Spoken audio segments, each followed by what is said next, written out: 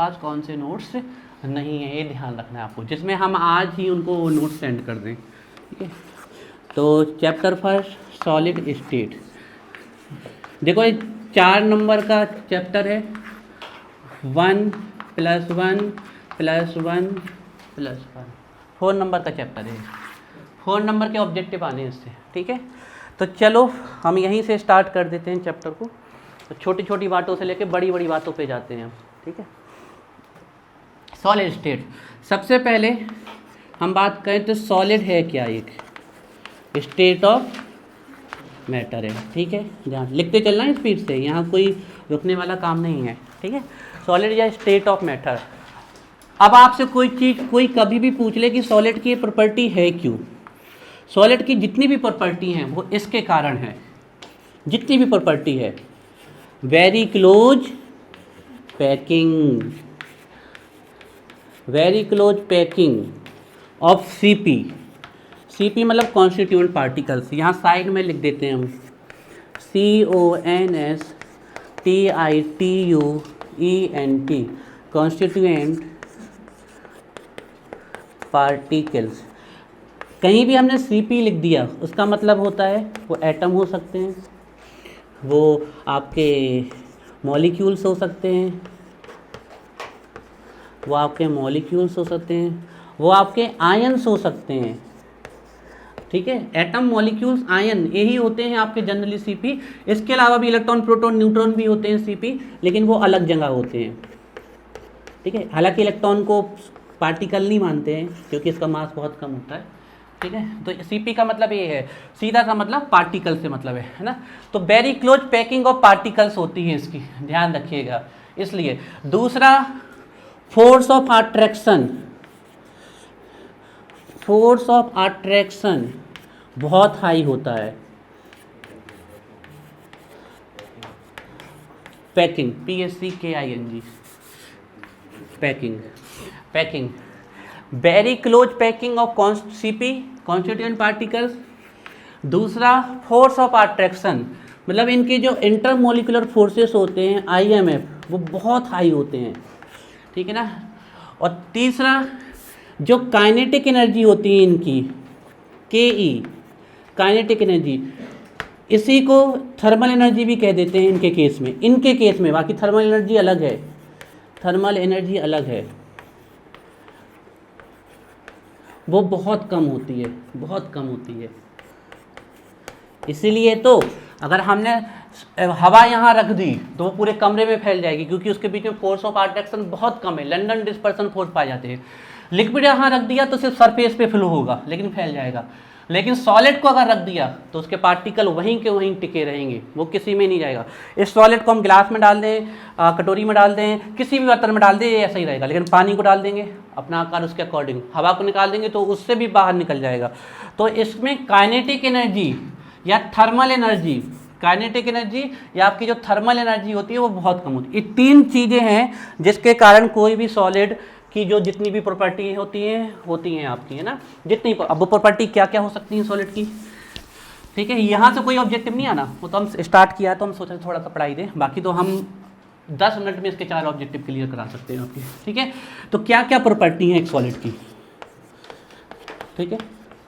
तो क्या क्या प्रॉपर्टी है एक सॉलिड की अगर हम बात कर लें तो देखिए, सॉलिड की प्रॉपर्टी पहली, डेंसिटी क्या होती है इनकी, बहुत हाई होती है। डेंसिटी जो होती है वो वेरी हाई होती है, वेरी हाई होती है, ठीक है ना, डेंसिटी। एक एक्सेप्शन है, that is ice.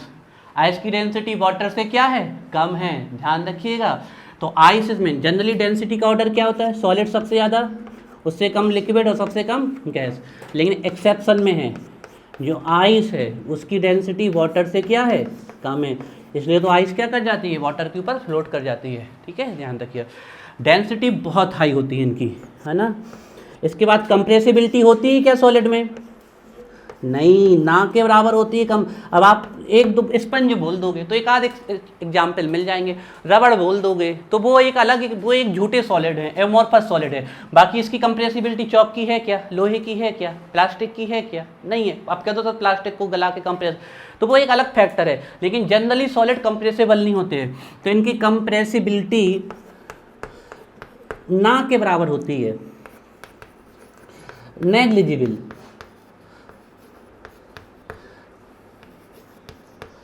Compressibility negligible होती है ना, ध्यान रखना इनकी वेरी हाई डेंसिटी होती है, कंप्रेसिबिलिटी इनकी नेग्लिजिबल होती है। और प्रॉपर्टी क्या, अगर ये सॉलिड को उठा के हम कहीं रख दें तो क्या वो अपना स्ट्रक्चर चेंज कर लेगा क्या, नहीं। तो इनका शेप कैसा होता है, डेफिनेट। और इसको उठा के हम यहाँ रखेंगे दुनिया की किसी भी जगह, उतनी जगह घिरेगा, तो इनका वॉल्यूम भी क्या होता है, डेफिनेट होता है। तो इनका शेप डेफिनेट होते हैं, वॉल्यूम डेफिनेट, तो डेफिनेट शेप होते हैं, ठीक है। अच्छा चैप्टर है, आप ये ना सोचिए कि इस चैप्टर में ये सब कुछ आना है, बहुत अच्छे अच्छे कॉन्सेप्ट आने हैं, तो इस चैप्टर, लेकिन आपको चिंता करने की कोई ज़रूरत नहीं। डेफिनेट शेप होते हैं, डेफिनेट वाइब्रेशन होते हैं, काइनेटिक एनर्जी होती नहीं है, ओनली कैन ऑसिलेट ओनली, है ना। सिर्फ वहीं पर झनझना सकते हैं। जैसे हम इस चौक को यहाँ पटक दें तो इससे पार्टिकल वहीं झनझना जाएंगे, छोड़ के नहीं जा सकते, क्योंकि IMF बहुत ज़्यादा होता है। इसको हमने ऐसा मार दिया तो पार्टिकल वहीं वाइब्रेट कर देंगे, निकल नहीं सकते। CP can only oscillate, CP मतलब constituent particle, can only vibrate, can only oscillate, can only oscillate,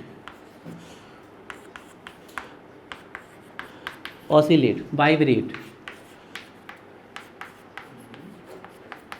सिर्फ वाइब्रेट कर सकते हैं, ठीक है ना, इसके अलावा नहीं कर सकते हैं। और भी जितनी प्रॉपर्टी हो, कंप्रेसिबिलिटी हो गया, शेप हो गया, जियोमेट, जैसे डेफिनेट शेप होता है, डेफिनेट वॉल्यूम होता है, डेफिनेट जियोमेट्री भी होती है। और बताओ कंप्रेसिबल डेंसिटी, बाकी सब तो लिख ही दिया, ये भी very close packing, force of आर्टर, काइनेटिक एनर्जी बहुत कम होती है, डेफिनेट वॉल्यूम, कंप्रेसिबिलिटी होती है बहुत कम, हार्ड होते हैं, रिजिड होते हैं, ठीक है, हार्ड एंड रिजिड,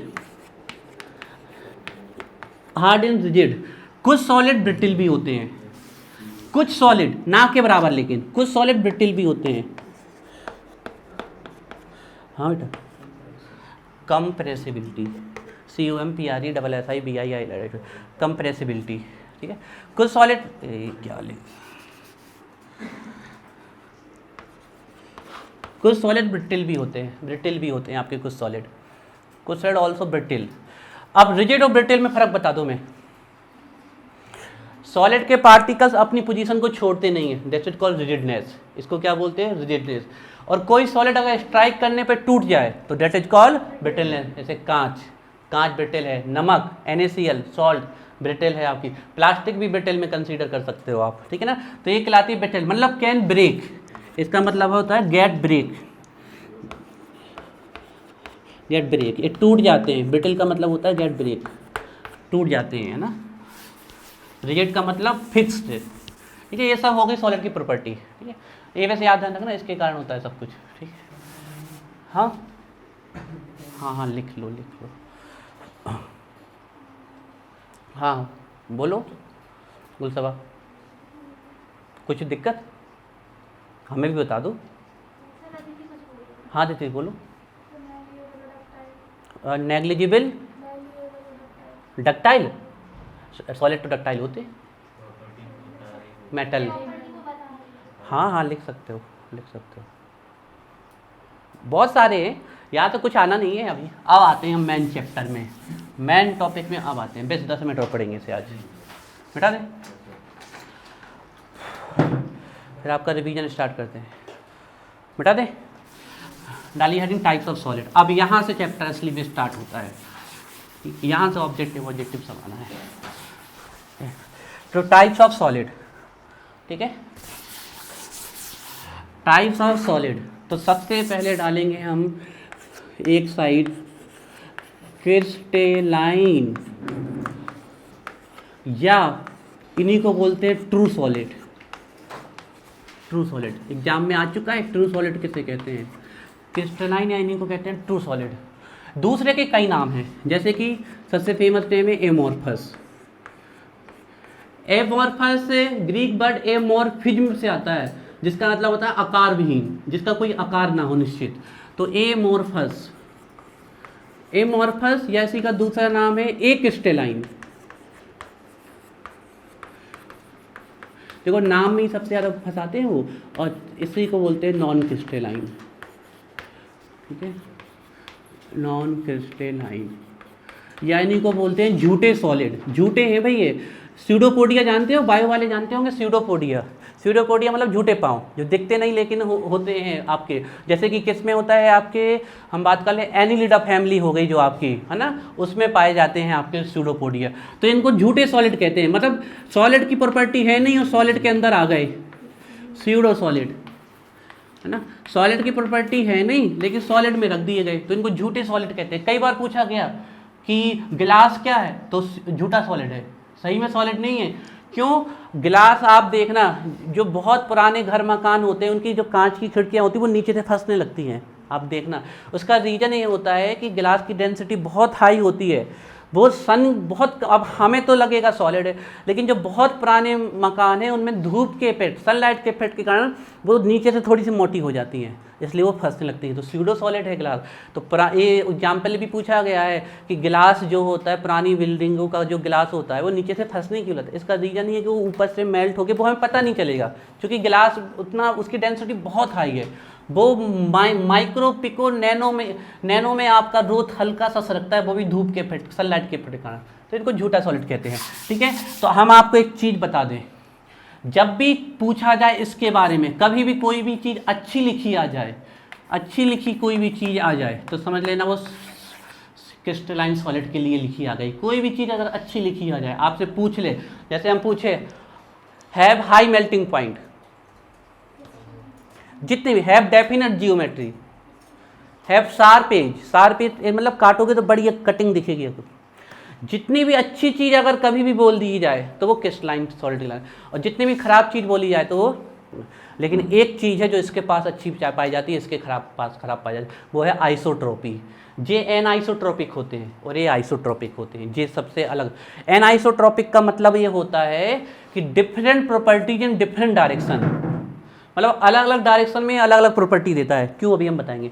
और इसकी जितनी भी प्रॉपर्टी होती है ऑल डायरेक्शन में एक सी होती है, तो एक चीज़ बस अच्छी है इसके पास, ये आइसोट्रोपिक होता है और ये एनाइसोट्रोपिक, बाकी सब इसमें अच्छा हो, इस पर सब खराब। ठीक है, तो चलिए हम लिखते हैं पहला पॉइंट, बताओ इसकी जियोमेट्री कैसी होगी, डेफिनेट होगी। ठीक है ना, जियोमेट्री या शेप जो कहते हैं तो डेफिनेट होगा, पूछ ले सकते हैं। अब आपके यहाँ से ऑब्जेक्टिव आ सकते हैं, डेफिनेट होगी। ठीक है ना, और इसकी क्या होगी, अब शॉर्ट में लिख रहे हैं क्योंकि हमें आपको यहाँ पर ऑब्जेक्टिव के हिसाब से चैप्टर करना है, बाकी दूसरी चीज़ों में मेहनत करना है, तो इसको हम बहुत प्रॉपर लेके नहीं जा रहे।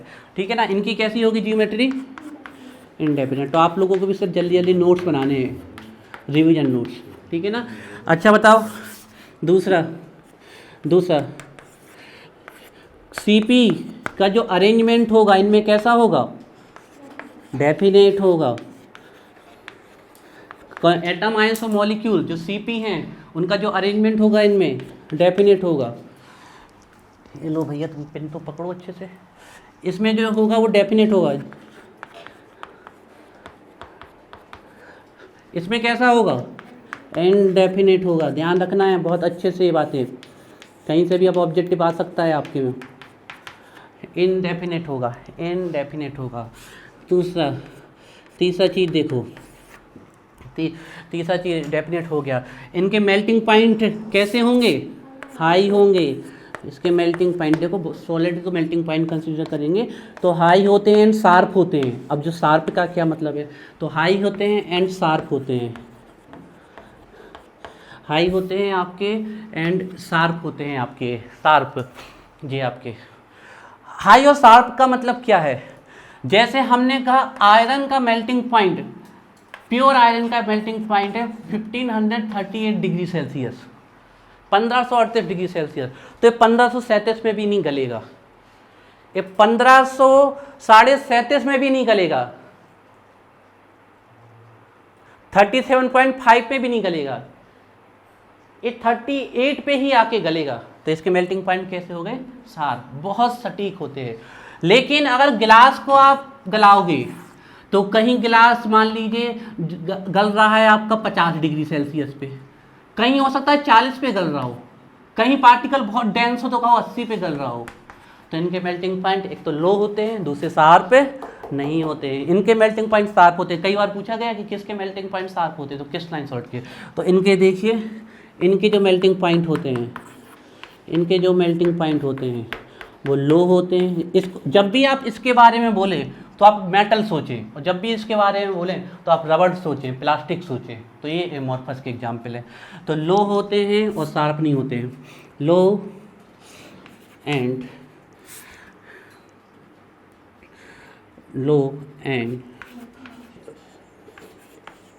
do not have sharp.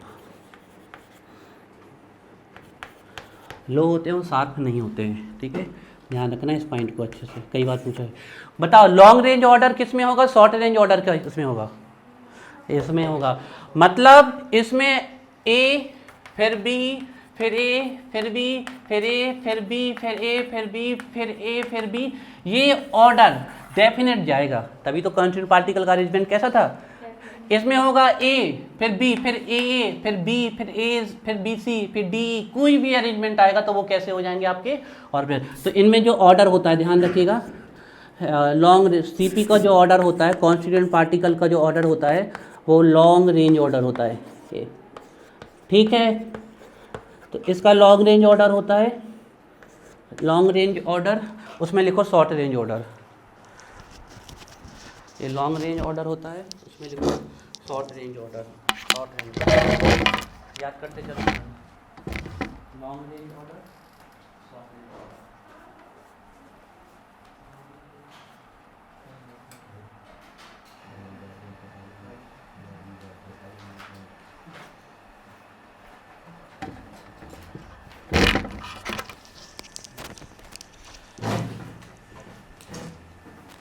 इसमें लॉन्ग रेंज ऑर्डर होता है, इसमें लॉन्ग रेंज ऑर्डर होता है, और इसमें जो होता है सीपी का ऑर्डर वो शॉर्ट रेंज होता है। सीपी होता है short range order, short range order, ठीक है ना। इनमें शॉर्ट रेंज ऑर्डर होता है, इसमें लॉन्ग रेंज ऑर्डर। सब कुछ इसमें अच्छा लिखना है, उसमें सब कुछ थोड़ा सा गड़बड़ वाला, ठीक है ना।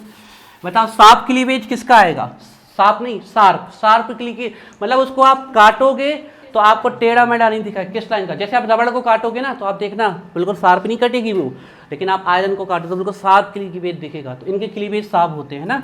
तो फिफ्थ पॉइंट देखिए, फिफ्थ पॉइंट देखिए, तो अगर बात कर ले इनके क्लीवेज, क्लीवेज मतलब जब इनको नाइफ से काटा जाएगा, हाँ कहाँ कटता है शार्प गिलास, वो फिर अलग टेक्निक से आप गिलास कभी कटा हुआ गिलास देखना, उसको बाद में घिसते हैं वो, तब वो शार्प आता है। जब कटेगा तो वो उबड़ खाबड़ आता है आपका। कभी कटा हुआ गिलास देखना, वो शार्प नहीं कटता है, वो कभी भी नहीं कटा होगा सीधा। आप वो बाद में कर लिया जाता है शार्प घिस के, वो कर लिया जाता है। और हमें नहीं कह रहे हम सब सॉलिड को, जैसे हो सकता है कोई बहुत अच्छी क्वालिटी का गिलास हो वो शार्प कटता हो, लेकिन जनरली गिलास का कट शार्प नहीं आता है, ठीक है। तो क्लीवेज जब इनको कट किया जाता है विथ नाइफ, ठीक है, अब ये बात में तो इनका जो क्लीवेज होते हैं वो शार्प होते हैं, ध्यान रखिएगा, और इनके शार्प नहीं होते हैं। तो इनके क्लीवेज की बात करें तो डू नॉट हैव, शॉर्ट पे लिखना है ना, दूसरी चीज़ों में यहाँ जल्दी जल्दी हमें इनको सिर्फ याद कर लेना है। Do not have sharp cleavage पूछा गया है सब कुछ आपके एग्जाम में, है ना। किसके क्लीवेज शार्प होते हैं, किसके क्लीवेज शार्प नहीं होते। अच्छा, तुमने जो इसकी जितनी भी प्रॉपर्टी पढ़ी, इससे क्या पता चल रहा है कि ये सही में सॉलिड है। तो इसको कहा जाता है ट्रू सॉलिड। ये भी पूछा गया है कि किस सॉलिड को ट्रू सॉलिड कहा जाता है, तो इनको कहा जाता है called true solid, called true solid, ये ट्रू सॉलिड है। और इनको कहा जाता है झूठा सॉलिड, स्यूडो सॉलिड, झूठा मतलब असली में सॉलिड नहीं, कॉल्ड स्यूडो सॉलिड। एक भी तो प्रॉपर्टी इनके पास सॉलिड की नहीं आ रही, ना तो मेल्टिंग पॉइंट ही हाई आ रहे हैं, ना तो आपके डेफिनेट जियोमेट्री आ रही, ना डेफिनेट शेप आ रहा, ना क्लीवेज, कुछ भी इनके पास सॉलिड की कोई खास प्रॉपर्टी आ ही नहीं रही। तो ये कॉल्ड स्यूडो सॉलिड, स्यूडो मतलब झूठा। तो सीडो सॉलिड कहलाते हैं, है ना, ये ध्यान रखिएगा। और सीडो सॉलिड कहते हैं। और एक और इसका बहुत इंपॉर्टेंट नाम आया है जो एग्जाम में पूछा गया है कि सुपर कूल्ड लिक्विड किसे कहते हैं? एमोर्फर को कहते हैं सुपर कूल्ड लिक्विड। मतलब कहते हैं ये ऐसे लिक्विड हैं जो बहुत ज़्यादा कूल कर दिए गए, इसलिए ये सॉलिड दिखने लगे, ऐसा एक कहा जाता है। जैसे पूछ लिया जाए कि सुपर कूल्ड लिक्विड का एक एग्जाम्पल बताओ, तो ग्लास इसका सबसे बढ़िया एग्जाम्पल है। अब ये इसको क्यों कहते हैं सुपर कूल्ड लिक्विड? देखो क्या है ना, कोई भी चीज़ में अगर फ्लूइडिटी का करेक्टर पाया जाता है विद द सरफेस, तो उसको कह दिया जाता है वो क्या है? लिक्विड है आपका। ये लिक्विड की डेफिनेशन है, having fluidity character with the surface. अगर सरफेस के साथ किसी की बहने की टेंडेंसी है तो वो लिक्विड कंसीडर कर लिया जाता है आपका। अब इस आपको ग्लास बहते हुए तो नहीं दिखेगा, ठीक है ना, क्योंकि उसके फोर्स इतने वीक तो नहीं होते।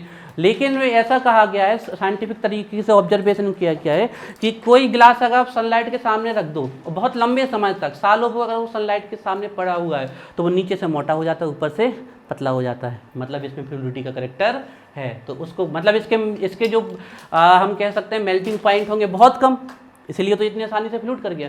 तो इसलिए इनको सुपर कूल्ड लिक्विड भी कहा जाता है। तो कॉल सीडो सॉलिड, और ये नाम भी याद रखना, ये वाला पॉइंट इंपॉर्टेंट है, super cooled liquid.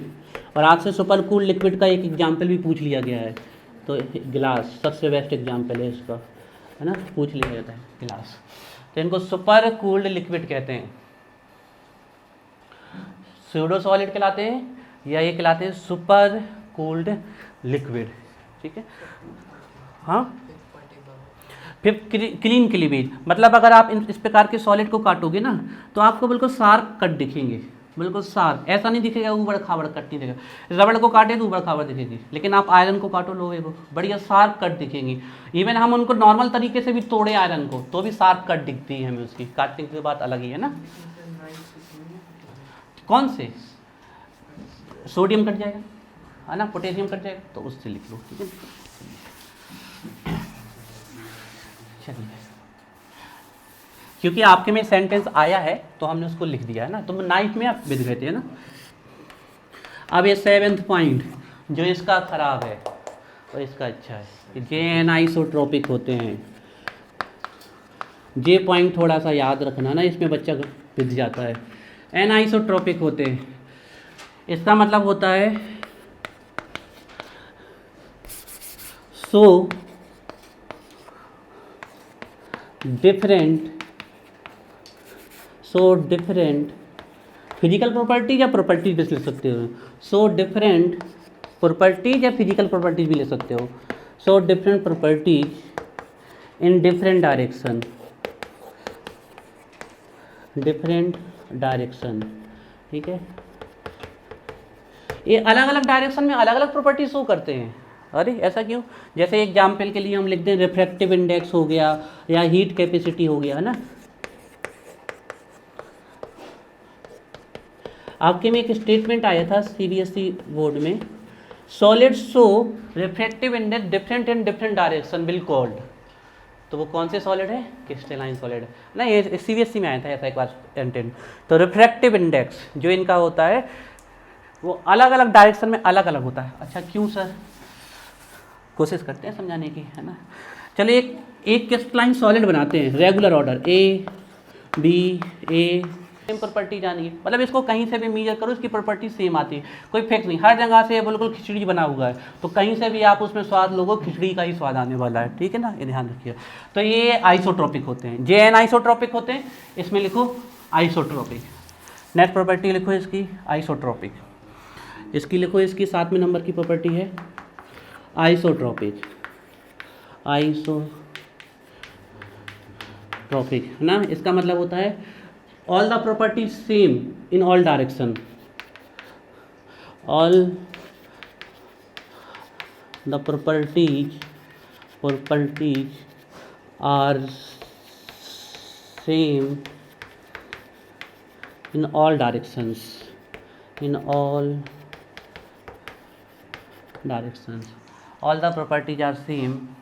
in all directions, all the properties are same in all directions, इनकी सभी दिशाओं में प्रॉपर्टीज सेम होती हैं, all the properties are same in अब सबसे बड़ी बात, कैसे क्रैक करोगे एग्जाम्पल।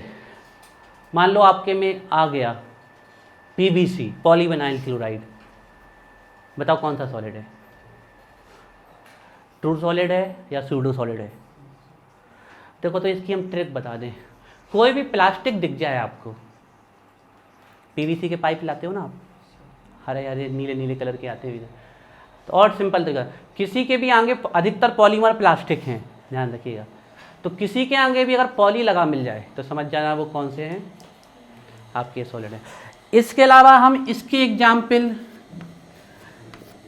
जितने भी आयनिक सॉलिड हैं जैसे NaCl, KCl, CCl, सब, जितने भी मेटल्स हैं सब आपके क्रिस्टलाइन सॉलिड हैं, जितने भी मेटल्स हैं, जितने भी मॉलिक्यूल्स हैं, जितने भी हीरा, डायमंड, ग्रेफाइट, ये सब किसके एग्जाम्पल हैं। तो अभी इसको हम एक एक करके पढ़ते हैं, इसमें ध्यान रखना। तो इसके एग्जाम्पल में सभी आयनिक सॉलिड आ जाएंगे, जितने भी आयनिक सॉलिड हैं, NaCl, KCl, CCl, सभी मेटल्स आ जाएंगे इसके एग्जाम्पल में, जितने मेटल्स हैं सभी आपके इसके में आ जाएंगे। कोवेलेंट सॉलिड आ जाएंगे इसके एग्जाम्पल में, कोवेलेंट, बताओ भाई कोवेलेंट सॉलिड का एग्जाम्पल, डायमंड, ग्रेफाइट, हीरा। और जितने भी मॉलिक्यूल्स हैं, मॉलिक्यूलर सॉलिड जी। अब सर ये थोड़े एक एक एग्जाम्पल लिखवा दो इनके, एक एक नहीं भैया बहुत सारे एग्जाम्पल लिखवा देते हैं, अभी इन्हीं चारों को पढ़ना है आगे जाके हमें, ठीक है।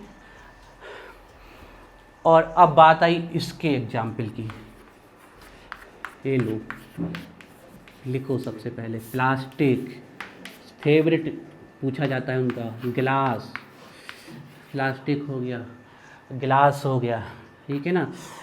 इसके अलावा रबर, वुड,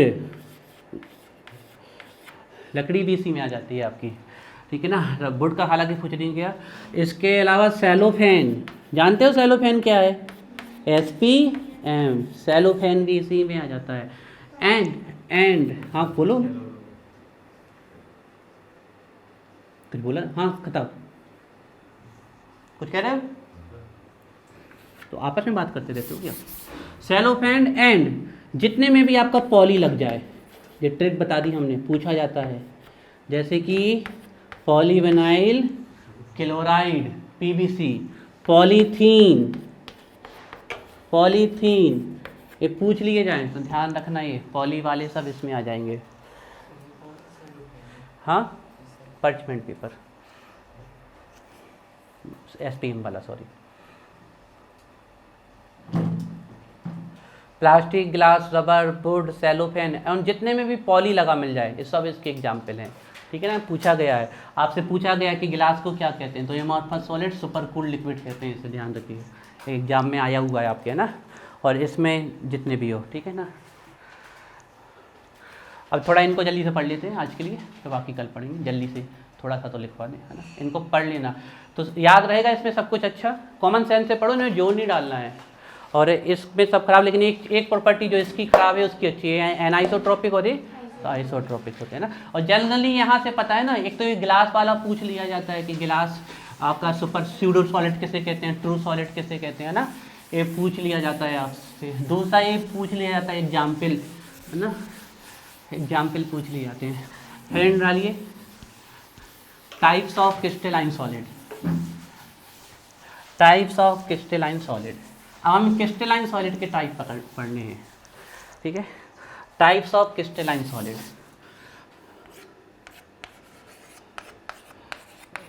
टाइप्स ऑफ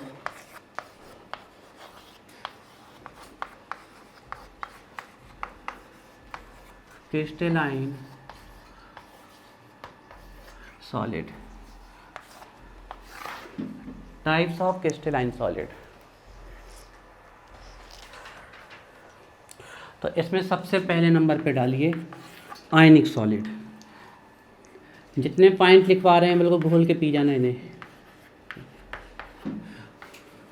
अब आयनिक सॉलिड से क्या का क्वेश्चन पूछा गया है, तो सबसे पहले पूछा गया है कि इनमें कौन सा फोर्स ऑफ अट्रैक्शन होता है।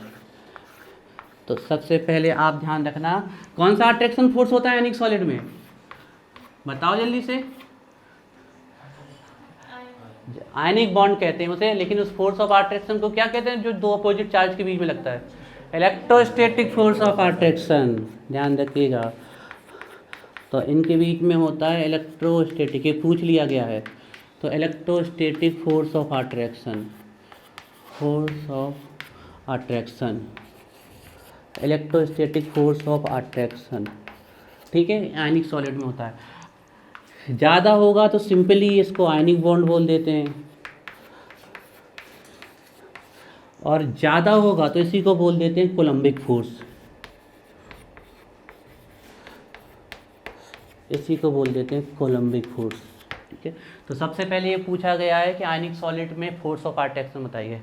दूसरी चीज़ जो पूछी गई है इसके कॉन्स्टिट्यूएंट पार्टिकल्स, बताओगे इसके कॉन्स्टिट्यूएंट पार्टिकल्स क्या हैं, क्या हैं इसके constituent particles, ions, cations and anions, ये भी पूछा गया एग्जाम में, कैटायंस होते हैं एंड एनायंस, ठीक है, ठीक है, ठीक है।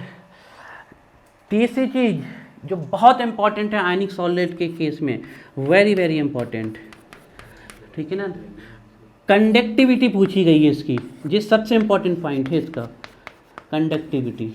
बताओ ये कंडक्टर है कि नॉन कंडक्टर है क्या है,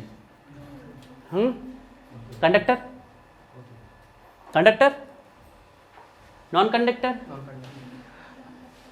गलत, और कोई बताओ, कंडक्टर, गलत, ना तो ये कंडक्टर है ना तो ये नॉन कंडक्टर, कंडीशन बेस्ड है।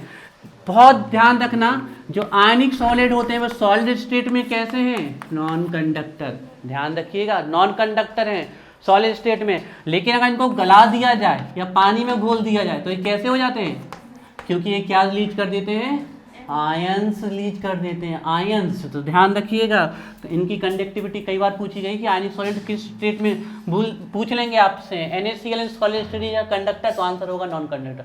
NaCl इज मोल्टन स्टेट या फिर आपका इन सोल्यूशन, कंडक्टर और नॉन कंडक्टर आयंस की वजह से। तो कंडक्टिविटी देखो इसके,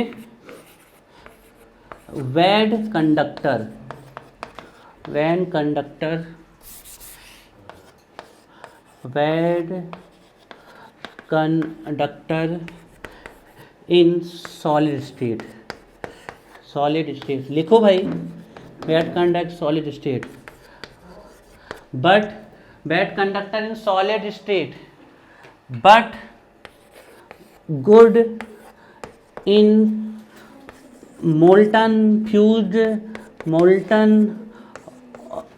और फ्यूज्ड स्टेट, गली हुई अवस्था में, मोल्टन और फ्यूज्ड स्टेट, और इन सॉल्यूशन, और इन सॉल्यूशन, और इन सॉल्यूशन, हाँ नहीं, हाँ पहले आयनिक सॉलिड में लिख रहे हैं सब कुछ।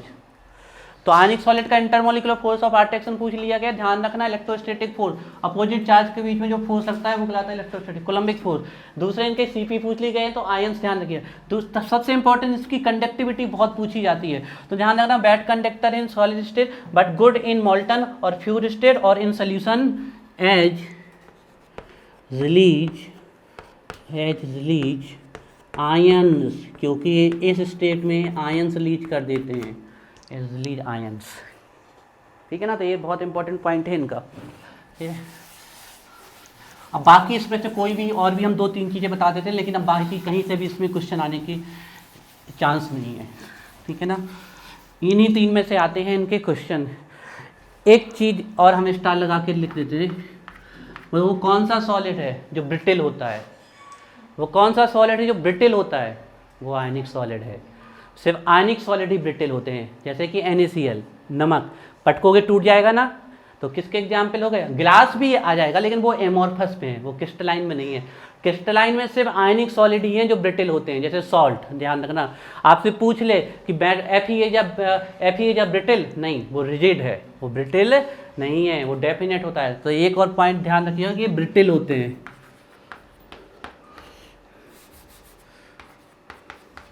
ये ब्रिटिल होते हैं, ये बात आपको ध्यान रखनी है। ब्रिटिल की स्पेलिंग सही लिखी है हमने?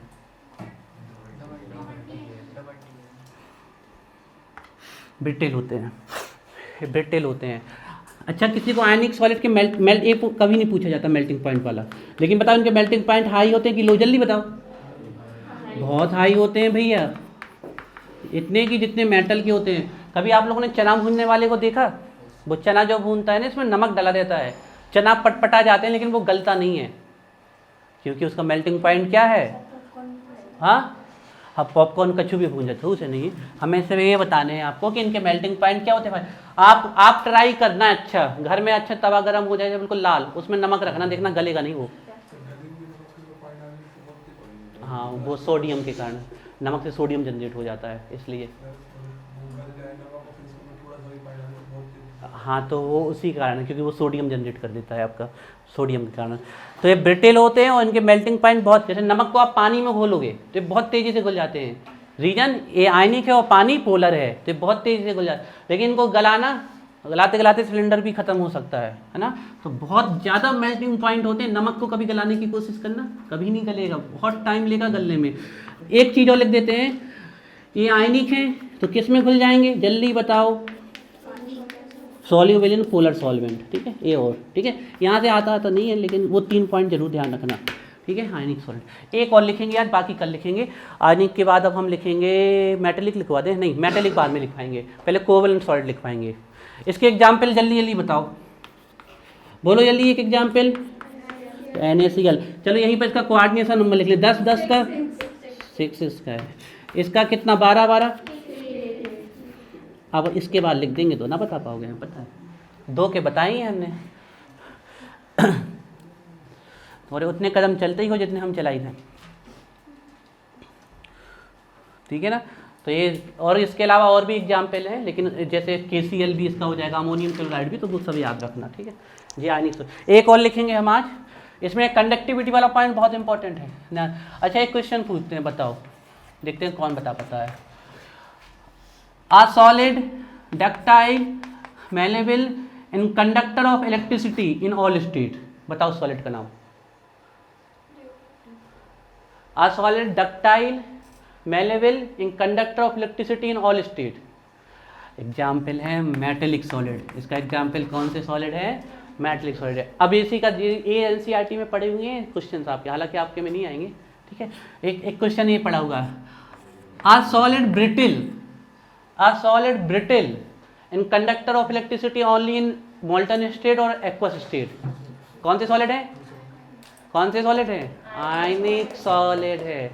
तीसरा क्वेश्चन है, A solid is which melting point is very high and non conductor of electricity in all state। वो हर स्टेट में नॉन कंडक्टर है। पता है सॉलिड के exam? Covalent solid, example diamond, है ना, लेकिन इसमें एक एक्सेप्शन भी है, ग्रेफाइट है, ठीक है। चलिए, तो ये हो गया है। डालिए नेक्स्ट हेडिंग, कोवेलेंट सॉलिड। अब ये आपसे पूछ ले, देखो पहले एग्जाम में आपका आ गया कि NaCl या एमोर्फस सॉलिड और क्रिस्टलाइन सॉलिड, क्या आंसर होगा? NaCl या एमोर्फस सॉलिड और क्रिस्टलाइन सॉलिड, क्रिस्टलाइन का एग्जाम्पल है, क्योंकि आयनिक सॉलिड किसके एग्जाम्पल है? क्रिस्टलाइन। लेकिन अब एग्जाम्पल में आ गया NaCl या कोवेलेंट सॉलिड, मॉलिकुलर सॉलिड, आपका मेटेलिक सॉलिड और आयनिक सॉलिड, तो आंसर क्या होगा? आयनिक। तो ऐसे आपको चीजें पकड़ के करनी है सॉल्व, ठीक है। डालिए हेडिंग कोवेलेंट सॉलिड।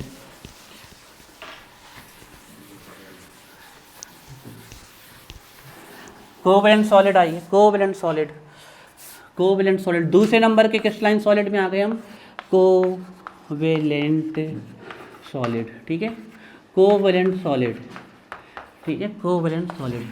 सबसे पहले इसके कॉन्स्टिट्यूएंट पार्टिकल्स है कोई? अच्छा, इन्हीं का दूसरा नाम पता किसी को? कोवेलेंट सॉलिड का नेटवर्क, बहुत फेमस है नेटवर्क बनाने में। डायमंड क्या बनाता है? 3D network. ग्रेफाइट क्या बनाता है? Hexagonal sheet network. फुल्लेरीन क्या, वो तो फुटबॉल का ही नेटवर्क बना देती है। तो नेटवर्क सॉलिड भी कहते हैं इनको, नेटवर्क सॉलिड भी कहा जाता है इनको। कॉन्स्टिट्यूएंट पार्टिकल्स बताओ भाई, किसे पता है इसके कॉन्स्टिट्यूएंट पार्टिकल? किसी को नहीं पता।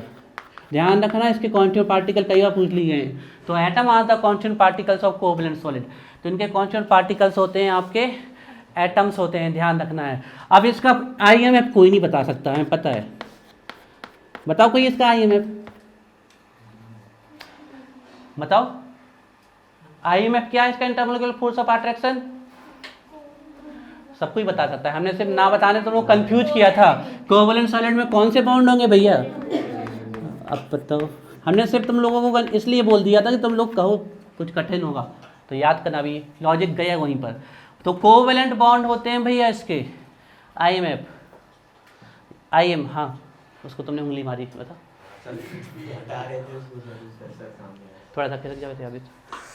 Covalent solid, covalent bond, atoms होते हैं इनके कोवैलेंट बॉन्ड, ध्यान रखिएगा। अब इनके अगर हम बात कर लें, कंडक्टिविटी की बात कर लें, तो भैया ये किसी भी स्टेट में कंडक्टिविटी नहीं करते हैं, आपसे पूछ लिया जाता है, ठीक है ना। तो कंडक्टिविटी ध्यान रखिएगा, नॉन कंडक्टर है, इंसुलेटर है, पुअर कंडक्टर है, ठीक है, नॉन कंडक्टर हैं। एक बेस एक्सेप्शन आएगा ग्रेफाइट, ठीक है, ध्यान रखिएगा। तो इसमें एक्सेप्शन भी है, एक्सेप्ट ग्रेफाइट, ठीक है, एक्सेप्ट ग्रेफाइट, ठीक है, ध्यान रखना। मेल्टिंग पॉइंट बताओ जल्दी से, बहुत हाई, वेरी हाई, बहुत हाई, डायमंड, ग्रेफाइट, फुल्लेरीन, हालांकि डायमंड का बहुत ज़्यादा होता है लेकिन ग्रेफाइट का भी बहुत कम नहीं होता है, बहुत ज़्यादा होता है। तो इनके मेल्टिंग पॉइंट बहुत हाई होते हैं, मेल्टिंग पॉइंट।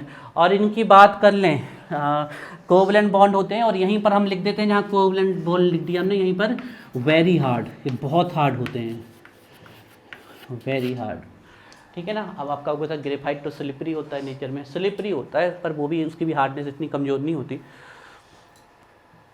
Very hard. अब आप एग्जाम में एक क्वेश्चन पढ़ गया, आ सॉलिड इज वेरी हार्ड, ये स्टेटमेंट पढ़े हुए हैं, हालांकि आपके में सिंपल वाले आएंगे, लेकिन ये भी a solid is very hard but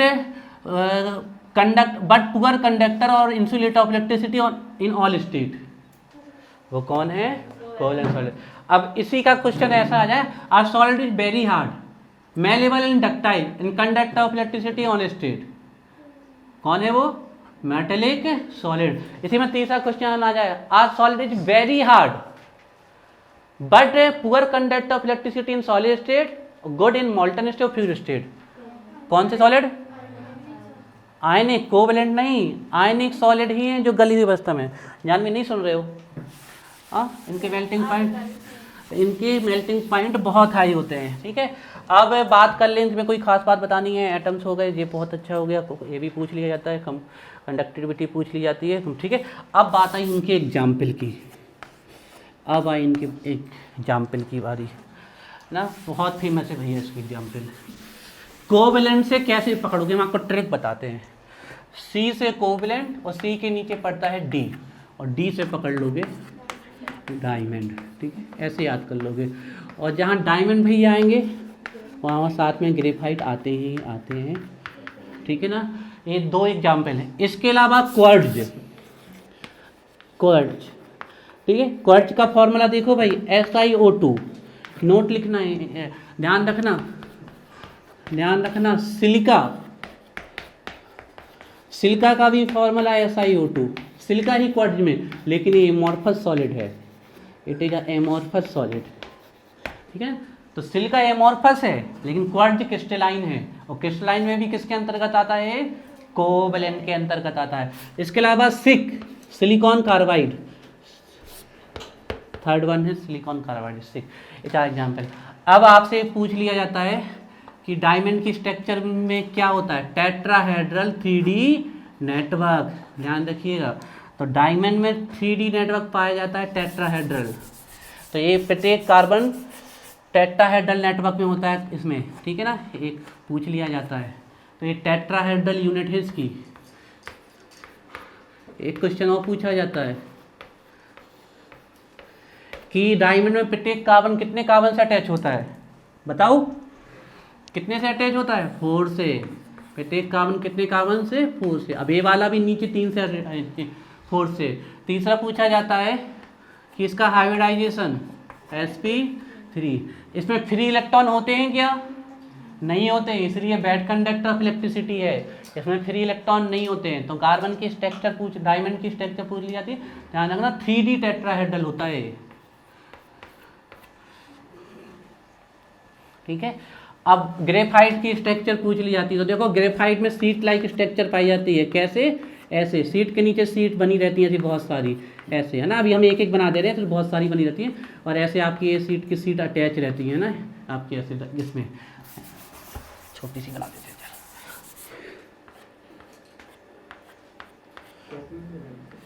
हाँ, कॉफ़ी में बनाना तो बना लो, इच्छा हो तो बना लो, नहीं हो तो मत बनाओ, ठीक है ना। अब एक बहुत फेमस क्वेश्चन पूछ लिया गया है कि ग्रेफाइट, आपके में पढ़ा हुआ है असाइनमेंट में भी, कि हेक्सागोनल स्ट्रक्चर किसकी होती है? ग्रेफाइट की होती है ना, ये ध्यान रखना है आपको। कौन सा? किसका? हाँ हाँ हाँ, यही उसी का एग्जाम्पल है जो आपके असाइनमेंट में पढ़ा हुआ है, क्वेश्चन में उसी का है। तो ध्यान रखना, इसकी हेक्सागोनल सीट लाइक स्ट्रक्चर होती है, ठीक है, षटकोणीय हेक्सागोनल सीट लाइक स्ट्रक्चर होती है इसकी, हेक्सागोनल सीट लाइक स्ट्रक्चर, ठीक है। अब इसके किसी एक कार्बन को पकड़ लेते हैं हम, ठीक है, चलो इस वाले कार्बन को पकड़ लेते हैं, ठीक है। इस कार्बन को हमने पकड़ा, यहाँ लेके आए, 1, एक कार्बन कितने से अटैच है? 1, 2 और 3। तो प्रत्येक कार्बन कितने से अटैच होता है? 3 कार्बन से, ध्यान रखना 3। बताओ कार्बन के पास कितने इलेक्ट्रॉन होते हैं? 4। तो एक इलेक्ट्रॉन इसके पास क्या बचा है? फ्री, इसी को बोलते हैं फ्री इलेक्ट्रॉन। तो आपसे पूछ सकते हैं कि ग्रेफाइट इलेक्ट्रिसिटी का कंडक्टर क्यों होता है? ड्यू टू फ्री इलेक्ट्रॉन, ध्यान रखना, फ्री इलेक्ट्रॉन के कारण, इस फ्री इलेक्ट्रॉन के कारण एक कंडक्टर होता है इलेक्ट्रिसिटी का, ठीक है ना। स्ट्रक्चर में ये ना लिखते ना ट्राइगोनल, नहीं, ये लिखना हेक्सागोनल सीट लाइक स्ट्रक्चर होती है। हाइब्रिडाइजेशन नहीं पूछ सकते हैं, बताओ sp2, बस ग्रेफाइट पे इतना ही पूछते हैं और कुछ नहीं। बाकी एक क्वार्ट्ज का फॉर्मूला याद रखना है और सिलिकॉन कार्बाइड का। बस आज के लिए इसको हम इतने पे रखेंगे, फिर इसके बाद कल पढ़ेंगे। रोज ऐसे ही 15-15-20 मिनट पढ़ा देंगे हम, तो एक ख़त्म हो जाएगा। अब हमें पहले नंबर आप लोग, हम तुम लोगों के इसके ऑब्जेक्टिव तैयार कराएं आज पूरे के पूरे, ठीक है। हमने PDF भेज दी थी आपको लोगों को इनकी, ठीक है, और फिर इसके क्वेश्चन भी चालू कराना है, और ये सब पढ़ लेना इनको। फिर सॉलिड स्टेट का असाइनमेंट हमने बना लिया है आप लोगों का, वो भी हम देंगे तो उसको कर लेंगे, और भी असाइनमेंट लेके आएंगे। ये अच्छे से इनको पढ़ लेना है, जो 2-3 चीज़ें बताइए एक बार, और फिर ये लोग चले जाएंगे तो फिर ऑर्गेनिक केमिस्ट्री देखते हैं।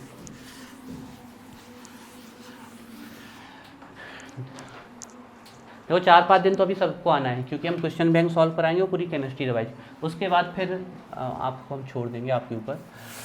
हम तो पढ़ाते रहेंगे लेकिन कंपल्सन नहीं रहेगा। बस पढ़ लिया आप।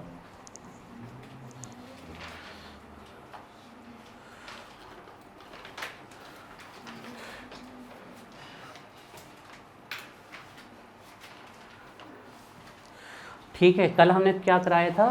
Covalent solid. देखो ध्यान रखना, ये क्वेश्चन आ सकता है कि रबर क्या है, गिलास क्या है, प्लास्टिक क्या है, पॉलीविनाइल क्लोराइड क्या है, आपका टेफ्लॉन क्या है। तो ये सब क्या है? एमॉर्फस सॉलिड है।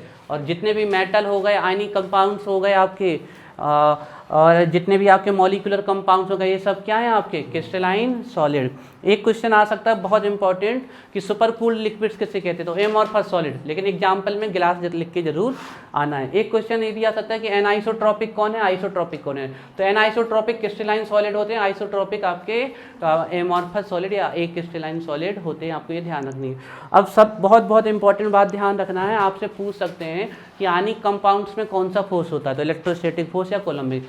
दूसरा यहाँ से आयनिक कंपाउंड से सबसे फेमस क्वेश्चन है कि आयनिक कंपाउंड कंडक्टर होते हैं कि इंसुलेटर होते हैं, क्या होते हैं? तो आपका आंसर होगा insulator in solid state, but conductor in molten और फ्यूज स्टेट। पूछ लेते हैं कि इनकी कंडक्टिविटी किसके द्वारा होती है? आयनिक सॉलिड्स की, तो आयंस के द्वारा, और मेटेलिक सॉलिड की फ्लो इलेक्ट्रॉन्स के द्वारा। ये आपको ध्यान रखनी है। इसका बाद आपको ये ध्यान रखना है कि आपके आयनिक सॉलिड के तो एग्जाम्पल हो गए।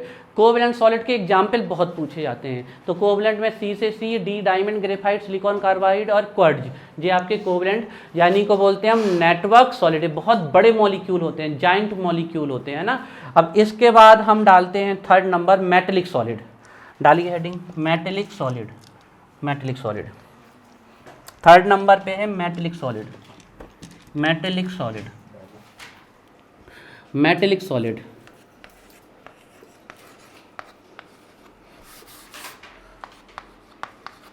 Metallic solid. गुलसवा भी एब्सेंट है आज। मेटेलिक सॉलिड, मेटेलिक सॉलिड, तो मेटेलिक सॉलिड में किसी को पता है कॉन्स्टिट्यूएंट पार्टिकल्स क्या होते हैं? पता है किसी को? नहीं पता होगा। देखिए मेटेलिक सॉलिड में क्या होता है, मेटल इलेक्ट्रॉन को रिलीज करता है, तो ये इलेक्ट्रॉन को रिलीज करता है और फिर इस पर कौन सा चार्ज आ जाएगा? Positive charge. तो मेटेलिक सॉलिड के जो कॉन्स्टिट्यूएंट पार्टिकल्स होते हैं वो positive charge metal ions and electrons होते हैं।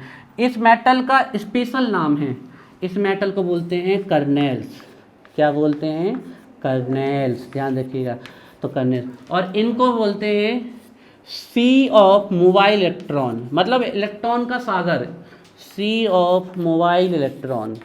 लिखते चलें साथ में, सी ऑफ मोबाइल इलेक्ट्रॉन्स।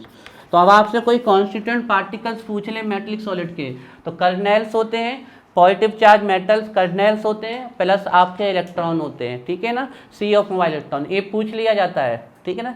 आपको पता है एक चीज़ तो हम बता ही चुके थे कि इनकी कंडक्टिविटी टेम्परेचर से घटती है। इसका रीजन ये होता है कर्नेल्स वाइब्रेट करने लगते हैं, ठीक है। तो ये हो गए इसके हो गए। अब इसमें पूछ सकते हैं कि इंटरमोलिकुलर फोर्सेस या बॉन्ड कौन सा होता है इसमें, बताएगा कोई? Metallic bond. कौन सा बॉन्ड होता है? मेटेलिक बॉन्ड होता है, metallic bond. Metallic solid spelling सही कर लो, मेटेलिक सॉलिड। कहाँ पर? कहाँ पर? इसमें, सॉरी, मेटेलिक सॉलिड। तो इनमें होता है मेटेलिक बॉन्ड, इनका इंटरमोलिकुलर फोर्स ऑफ अट्रैक्शन होता है मेटेलिक बॉन्ड। मम्मी बुला रही क्या आप? क्या सुना नहीं रहा कुछ भी हमें?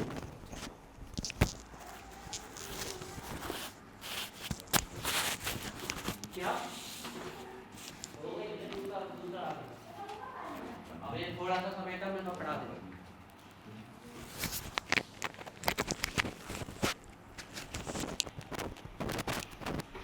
तो मेटेलिक बॉन्ड होता है इनका इंटरमोलिकुलर फोर्सेस, ये बात आपको ध्यान रखना है। मेटेलिक बॉन्ड इनके इंटरमोलिकुलर फोर्सेस होते हैं।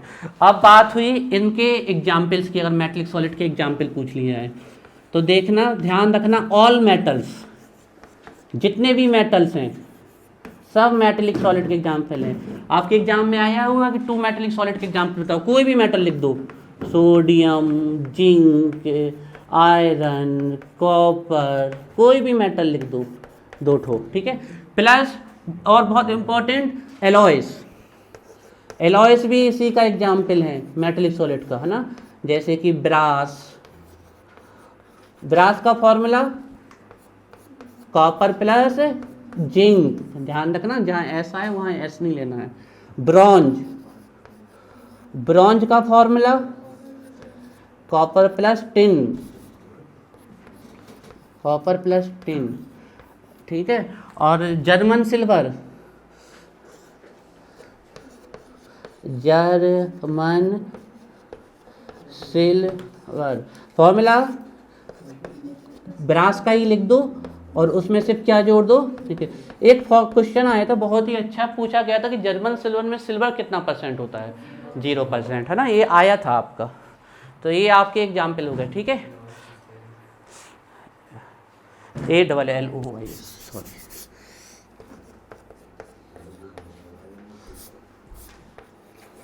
एलॉयस, इसके एग्जाम्पल हैं आपके एलॉयस, ठीक है। अब एक चीज और पूछ ली जाती है आपके कि वो कौन से सॉलिड हैं जो मेलेबल हैं, डक्टाइल हैं और हर स्टेट में कंडक्टिविटी शो करते हैं। तो मेटेलिक सॉलिड है हर स्टेट में। अब इसको याद रखना, इसको हम वर्ड में नहीं लिख रहे हैं, ठीक है। एक बहुत important point, very very highlight point है, ध्यान रखना, जो मेटेलिक सॉलिड होते हैं, मेटेलिक सॉलिड होते हैं, इनकी कंडक्टिविटी किसके कारण होती है? फ्लो ऑफ इलेक्ट्रॉन्स के द्वारा होती है, ठीक है, ध्यान रखना है। तो जो मेटेलिक सॉलिड होते हैं, आपको एक बात ध्यान रखना है कि मेटेलिक सॉलिड में अगर आप टेम्परेचर बढ़ाओगे तो कंडक्टिविटी क्या होने वाली है आपकी? डिक्रीज। ये बहुत इंपॉर्टेंट क्वेश्चन है, कई बार पूछा गया है ये, ठीक है। तो कंडक्टिविटी आपकी डिक्रीज होगी, ठीक है, ये बात आपको ध्यान रखनी है। तो कंडक्टिविटी आपकी डिक्रीज होगी। और इसका रीजन पूछ लिया जाता है कि रीजन क्या होता है आपका, है ना। तो ध्यान रखना जो इलेक्ट्रॉन फ्लो कर रहे हैं, ठीक है, सिर्फ नॉलेज के लिए, बाकी कुछ नहीं है। जब इलेक्ट्रॉन फ्लो करते हैं तो ये जो पॉजिटिव चार्ज जो मेटल आयंस होते हैं ये क्या स्टार्ट कर देते हैं, वाइब्रेट करना स्टार्ट कर देते हैं टेम्परेचर के कारण, और इन्हीं के वाइब्रेशन से फ्लो ऑफ इलेक्ट्रॉन में रेजिस्टेंस आता है। इलेक्ट्रॉन्स के फ्लो में, फ्लो ऑफ इलेक्ट्रॉन्स में रेजिस्टेंस आता है, ठीक है, रेजिस्टेंस आता है, इसमें हिंड्रेंस आता है ना। तो ये जब वाइब्रेट करने लगते हैं कर्नल्स, इसी के कारण, ठीक है। ये जो बातें बता रहे हैं ना, इनको याद रखना इसी से। और एक बात और ध्यान रखना है, सेमीकंडक्टर की कंडक्टिविटी टेम्परेचर से बढ़ती है। सेमीकंडक्टर,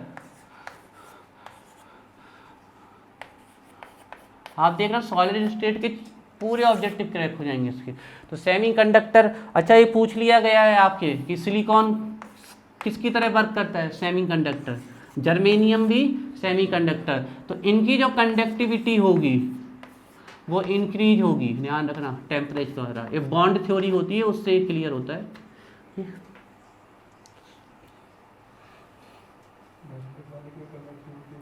घट रही है टेम्परेचर से, ठीक है, और सेमी मेटल्स की बढ़ती है। सभी कंडक्टिविटी बढ़ती है मेटलिक को छोड़ के, ठीक है, ध्यान रखना। ये बहुत ही इंपॉर्टेंट पॉइंट है, हाईलाइट पॉइंट, ठीक है। ये हो गया आपके मैट। इसके बाद कोई पूछ ले मेटेलिक सॉलिड की प्रॉपर्टी, तो आपको सब पता है, डक्टाइल होते हैं, लस्टर होते हैं, सोनोरस होते हैं, हार्ड होते हैं, हाई मेल्टिंग पॉइंट होती है, हाई डेंसिटी होती है ना, रिजिड होते हैं, नेग्लिजिबल कंप्रेसिबल होते हैं, स्ट्रॉन्ग होते हैं आपके। ये सब इसकी प्रॉपर्टीज होंगी मेटेलिक सॉलिड की, जितने भी आप डेंस होते हैं, ठीक है, सब आपकी ये प्रॉपर्टी हो गई, ये मेटेलिक सॉलिड हो गए, ठीक है। चलिए अब आगे आते हैं। देखिए हम चाहें तो 10 मिनट में चैप्टर सीधे सीधे साफ कर सकते थे, लेकिन हम ऐसा नहीं चाहते कि बिल्कुल नॉलेज ही ना हो, थोड़ी तो नॉलेज हो कम से कम चैप्टर के बारे में। आप ये ध्यान रखें, आप ये चैप्टर पढ़ के जाओगे ना तो आपको पूरी नॉलेज है। सिर्फ हमने इसमें आपको प्रॉपर तरीके से लिखवा नहीं रहे, बाकी नॉलेज आपको हम पूरी देंगे इसकी, ठीक है। अब देखो इसके बाद 4 नंबर का आ जाओ, मॉलिक्यूलर सॉलिड। इससे भी खूब क्वेश्चन आते हैं। मॉलिक्यूलर सॉलिड, ठीक है ना। अब मॉलिक्यूलर सॉलिड में जो कॉन्स्टिट्यूएंट पार्टिकल्स होते हैं वो मॉलिक्यूल्स होते हैं, लेकिन अलग अलग मॉलिक्यूल्स होते हैं। बताते हैं कैसे। मॉलिक्यूल्स होते हैं कॉन्स्टिट्यूएंट पार्टिकल्स, ठीक है ना।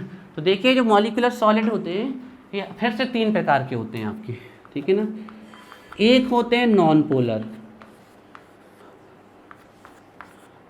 नॉन पोलर मॉलिक्यूलर सॉलिड, ठीक है ना, नॉन पोलर मॉलिक्यूलर सॉलिड। तो जो नॉन पोलर मॉलिक्यूलर सॉलिड होते हैं इनमें जो कॉन्स्टिट्यूएंट पार्टिकल्स होते हैं वो नॉन पोलर मॉलिक्यूल होते हैं ना, सीधे लिख रहे हैं हम, कोई ज़रूरत नहीं है ना, नॉन पोलर मॉलिक्यूल।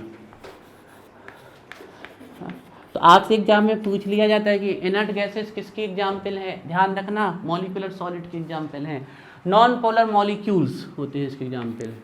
तो जितनी भी इनर्ट गैसेस हैं इसके एग्जाम्पल हैं, ऑल इनर्ट गैसेस, ठीक है ना, इनर्ट गैसेस इसके एग्जाम्पल हैं, इनर्ट गैसेस। इनर्ट गैसेस, आवाज़ नहीं, पढ़ाई पे ध्यान लगाओ पूरा।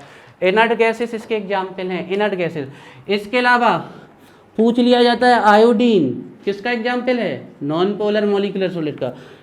P4 जितने भी मॉलिक्यूल है, S8 जितने भी मॉलिक्यूल्स हैं आपके, ये सब नॉन पोलर मॉलिक्यूलर सॉलिड के एग्जाम्पल है, आपको ध्यान रखना है। इसके अलावा आपकी हम बात कर दें नॉन पोलर मॉलिक्यूलर सॉलिड में CO2 है ना। अब इसका लिए हम थोड़ा सा एक एग्जाम्पल लिखते हैं आपके, थोड़े अच्छे से देखना, इसको हम थोड़ा सा एक लाइन में लिखते हैं, ठीक है ना। एक बहुत पूछा गया है कि ड्राई आइस किसका एग्जाम्पल है, तो किसका एग्जाम्पल है, मॉलिक्यूलर सॉलिड का एग्जाम्पल है ड्राई आइस। और ड्राई आइस किसे कहते हैं हम, सॉलिड CO2 को कहते हैं, ध्यान रखना। देखिए जो फायर एक्सटिंग्विशर होते हैं आपके, उसमें सॉलिड CO2 को ही भरा जाता है, जो वाइट कलर का निकलता है ना आपका, ये बहुत ज़्यादा ठंड होती है, इसका -73 डिग्री सेल्सियस के आसपास टेम्परेचर होता है। अगर हाथ में इसको 10 सेकंड के लिए भी रख लिया जाए तो हाथ की चमड़ी के साथ चिपक जाएगी और उसे उखाड़ देगी आपको, बहुत ज़्यादा कोल्ड होती है। आप लोगों ने स्टेज परफॉर्मेंस देखे होंगे, जो स्मोक टाइप का रिलीज होता है वो यही होता है। आपने CID CBI देखा होगा तो जो बहुत सारे बाउल्स होते हैं उससे धुआं निकलता है सफ़ेद सफ़ेद, उसमें यही सॉलिड CO2 डाल दी जाती है आपकी, है ना। फायर एक्सटिंग्विशर में आप एक तौलिया डाल दीजिए, उसको उसकी नोजल ओपन कर दीजिए तो उससे CO2 गैस निकलेगी आपकी, ठीक है ना। आप फिर जब उसको बंद कर दोगे देखोगे तो आपके जो आपकी तो तौलिया है, टॉवल है, उसमें आपको CO2 के छोटे छोटे से कण मिल जाएंगे, पार्टिकल। बहुत ठंड होते हैं ना, बहुत ज़्यादा ठंडे होते हैं वो, आप हाथ में नहीं पकड़ सकते, उनको नहीं तो हाथ की चमड़ी पकड़ लेगी वो, ठीक है ना। तो iodine, P4, acid, CO2, dry ice, solid CO2, ये सब मॉलिक्यूलर सॉलिड के एग्जाम्पल है। अब ये पूछा गया है कि इसमें देखो 3 प्रकार के होंगे, तीनों प्रकार के में 3 अलग अलग फोर्सेस होंगे, तो इनमें इंटर मॉलिक्यूलर फोर्सेस पूछ लिया गया है। तो वांडरवॉल फोर्स ही होता है इसमें, वांडरवॉल फोर्स, लेकिन उस वांडरवॉल फोर्स में भी सबसे वीक वाला फोर्स होता है, उस फोर्स का नाम है लंदन डिस्पर्सन फोर्स, ध्यान रखिएगा। तो ये वाला फोर्स पाया जाता है इनमें, लंदन डिस्पर्सन फोर्स। ये फोर्स सबसे ज़्यादा गैसेस में पाया जाता है, नॉन पोलर मॉलिक्यूल में। तो पहले होते हैं नॉन पोलर सॉलिड, ठीक है। तो ये inert gases I2, P4, S8, SO2, ये आपके इसके एग्जाम्पल हो गए, ठीक है। अब आप देखिए इसके बाद पोलर, सेकेंड नंबर में है पोलर मॉलिक्यूलर सॉलिड, है ना। तो पोलर मॉलिक्यूलर सॉलिड, तो जो पोलर मॉलिक्यूलर सॉलिड होते हैं इसमें जो कॉन्स्टिट्यूएंट पार्टिकल्स होते हैं आपके, वो पोलर मॉलिक्यूल्स होते हैं, पोलर मॉलिक्यूल्स होते हैं, पोलर मॉलिक्यूल्स होते हैं इसके कॉन्स्टिट्यूएंट पार्टिकल्स, है ना। जैसे कि एग्जाम्पल में हम लिख दें, एग्जाम्पल में आपका हम लिख दें HCl, SO2, है ना, जे आपके पोलर मॉलिक्यूल हो गए आपके, है ना। हालांकि इससे क्वेश्चन बहुत कम बनता है आपका पोलर वोलर से, सीधे मॉलिक्यूलर सॉलिड पूछते हैं। और अब इसमें ये पूछ लिया जाता है कि इसमें IMF क्या होता है।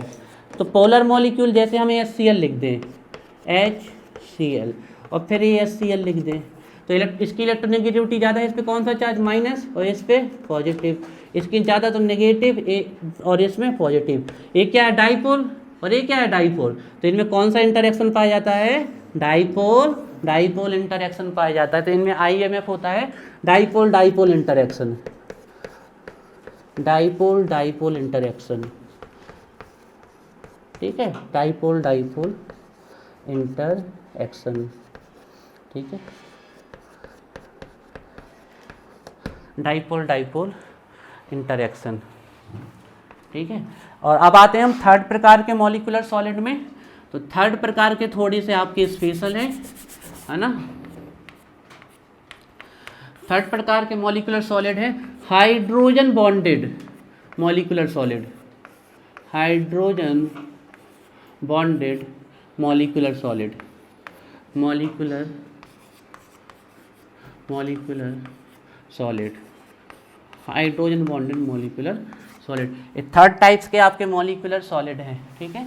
तो हाइड्रोजन बॉन्डेड मॉलिक्यूलर सॉलिड, तो देखिए इसमें आपको ध्यान रखना है, इसमें जो कांस्टिट्यूएंट पार्टिकल्स होंगे आपके हाइड्रोजन बॉन्डेड मॉलिक्यूलर सॉलिड में होंगे, वो होगा हाइड्रोजन, और एक किससे लिंक होगा, या तो F से या फिर O से या फिर N से, इन्हीं के बीच में बनते हैं ना हाइड्रोजन बॉन्ड। तो ये होते हैं फॉन प्लस H, ये है इसके constituent particle.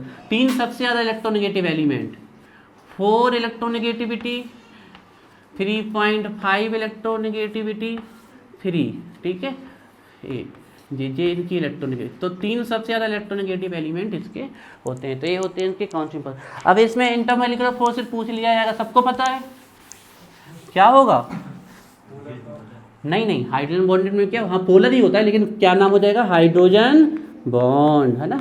Hydrogen bond is also dipole interaction, वो भी एक प्रकार का डाइपोल इंटरेक्शन ही है, ठीक है। तो इसका आंसर है हाइड्रोजन बॉन्ड, ठीक है। तो इसमें इंटरमॉलिक्यूलर फोर्सेस होते हैं हाइड्रोजन, हाँ, डाइपोल इंटरेक्शन। कौन सा,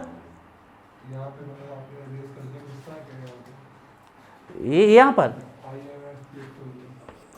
इसके ऊपर कुछ नहीं था, सिर्फ इतना लिखा था IMF, intermolecular forces, only IMF।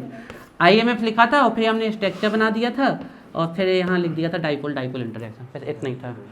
ठीक है, तो हाइड्रोजन बॉन्ड होते हैं। अब एग्जाम्पल बताओ, आइस, आइस में कौन से बॉन्ड पाए जाते हैं? हाइड्रोजन बॉन्ड, इसका एग्जाम्पल है, ध्यान रखिएगा, आइस हो गया।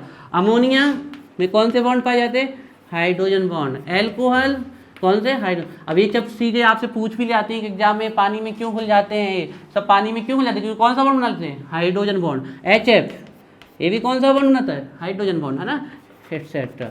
सबसे अच्छे एग्जाम्पल यही है। आपसे एक क्वेश्चन पूछे, वैसे ये आपके एग्जाम में नहीं आएगा, जो आइस में जो वाटर का एक मॉलिक्यूल है वो कितने हाइड्रोजन बॉन्ड बनाता है? किसी को पता है इसका आंसर?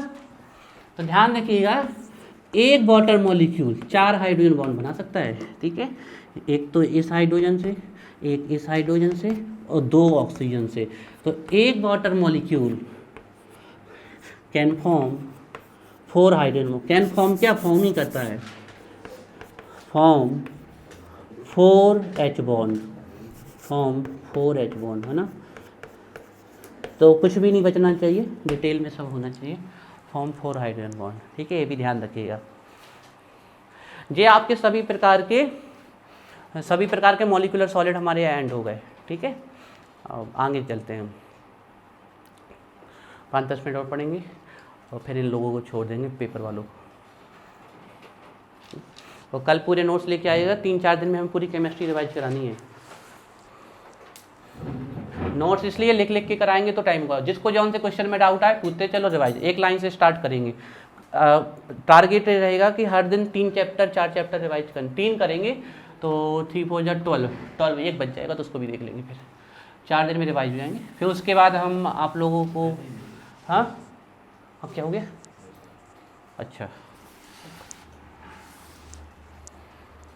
चलो इतना देख लो, बन जाएगा।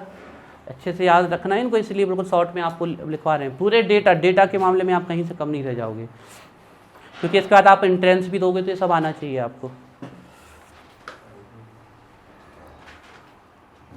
एंट्रेंस के फॉर्म भर देना, जितने भी, जाना नहीं जाना वो अलग की बात होती है, भर जरूर देना, एक्सपीरियंस तो मिलेगा जितनी भी यूनिवर्सिटी के निकले। और आप लोगों ने अगर 90-95 क्रॉस कर ली तो होल कर तो पक्का ही हो जाएगा। लेकिन होलकर यूनिवर्सिटी नहीं, होलकर इज अ कॉलेज, ध्यान रखिएगा। किससे संबंधित है वो? आई थिंक रानी अहिल्याबाई इंदौर में, है ना, वो है यूनिवर्सिटी। तो Holkar is a name of college और स्टेट कॉलेज है। सागर यूनिवर्सिटी है, वो भी सेंट्रल यूनिवर्सिटी है। BHU सेंट्रल यूनिवर्सिटी है, दिल्ली सेंट्रल यूनिवर्सिटी। तो यूनिवर्सिटी में जाओगे तो जब आप ग्रेजुएट होगे ना, तो आपको ग्रेजुएट जब होगे तो राष्ट्रपति उपराष्ट्रपति, सेंट्रल में तो राष्ट्रपति आते हैं डिग्री देने के लिए आपको, और यूनिवर्सिटी से सीधे आपका आगे भी। बाकी आप लोगों को जिसकी तैयारी करनी है करते रहना, पढ़ना से पढ़ लेना, जहाँ जैसी इच्छा हो, लेकिन पढ़ना अच्छा। ठीक है, अब डालिए अगली हेडिंग, ये सब हो गया। अब एक लिखवा दें, हाँ एक नोट लिखवा दें। ठीक है, नोट देखो, नोट क्या है? नोट ये है, क्रिस्टलाइन सॉलिड को एमॉर्फस सॉलिड में कन्वर्ट किया जा सकता है। एमॉर्फस सॉलिड में कन्वर्ट किया जा सकता है, एमॉर्फस सॉलिड में, है ना। उसके लिए प्रोसेस क्या लगनी है? उसके लिए प्रोसेस लगनी है melting and rapidly cooling. Melting then rapidly cooling, ये है उस प्रोसेस का नाम। तो क्रिस्टलाइन सॉलिड को एमॉर्फस सॉलिड में मेल्टिंग और रैपिडली कूलिंग के द्वारा किया जा सकता है, और एमॉर्फस सॉलिड को क्रिस्टलाइन सॉलिड में कन्वर्ट किया जा सकता है हीटिंग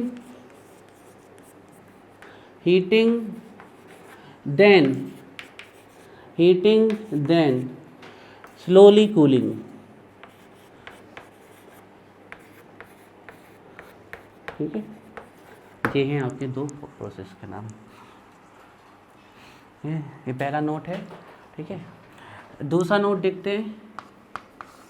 ये पूछा जाता है, आप ये थोड़ा सा ऑब्जेक्टिव है, जो कि विंडो पेन्स होते हैं, जो गिलास की जो खिड़कियाँ होती हैं आपकी, जो विंडो पेन्स होते हैं ना, जो विंडो में कांच नहीं लगे रहते हैं, they are called window panes. तो विंडो पेन्स जो होते हैं, आप देखो जो बहुत पुरानी बिल्डिंग होगी उनके विंडो पेन्स जो होते हैं वो सफ़ेद सफ़ेद से हो जाते हैं, मिल्की हो जाते हैं, है ना। तो विंडो पेन्स जो होते हैं वो मिल्की हो जाते हैं, मिल्की। इसका कारण क्या है, इस प्रोसेस का नाम क्या है? तो इस प्रोसेस का नाम है क्रिस्टलाइजेशन। क्रिस्टलाइजेशन मतलब ये किस में कन्वर्ट हो जाते हैं? क्रिस्टल फॉर्म में कन्वर्ट हो जाते हैं। अब ये होता कैसे है, जो विंडो पेन्स हैं मिल्की क्यों हो जाते हैं, आपकी जो कांच की खिड़कियाँ होती हैं वो मिल्की हो जाती हैं, इस प्रोसेस का नाम क्रिस्टलाइजेशन है। क्योंकि डे में इनको क्या मिलता है? हीट। डे में इनको मिलती है हीट, मिलती है आपको, है ना। देखो यार, डे में इनको मिली हीट और फिर नाइट में इनको क्या मिलती है? स्लोली कूलिंग, धीरे धीरे क्या मिलती है? कूलिंग मिलती है, स्लोली कूलिंग मिलती है। तो देखो गिलास, विंडो पेन्स मतलब एक किसके बने हैं? गिलास के। ये कौन सा सॉलिड? Amorphous solid. और एमोर्फस सॉलिड को हीटिंग मिलेगी और स्लोली कूलिंग मिलेगी, तो वो किस में कन्वर्ट हो जाएगा? क्रिस्टलाइन सॉलिड में। और इसी का मिल्की होने का कारण यही है, क्रिस्टलाइजेशन, ठीक है। तो विंडो पेन्स जो होते हैं, तो जो ये एमोर्फस सॉलिड है एक क्रिस्टलाइन सॉलिड में कन्वर्ट हो जाता है। पूछ लिया जाता है कि मिल्की क्यों हो जाते हैं, दूधिया क्यों हो जाते हैं, तो इस प्रोसेस का नाम है क्रिस्टलाइजेशन। और ये क्रिस्टलाइजेशन इसके कारण हो रही है, डे में हीट होते हैं सनलाइट से और नाइट में धीरे धीरे करके कूलिंग होते हैं, और हीट और कूलिंग और हीटिंग एंड कूलिंग से होके एमोर्फस चला जाता है क्रिस्टलाइन में। Window panes, panes PANES, panes, panes, window panes मतलब कांच की खिड़कियाँ, विंडो पेन्स, ठीक है। तो ये हमने आपको सब यहाँ बता दिया, ठीक है। विंडो हाँ, कब ड्रेस पहन के क्यों नहीं आए? ये तुम लोग उल्टा क्यों करते हो?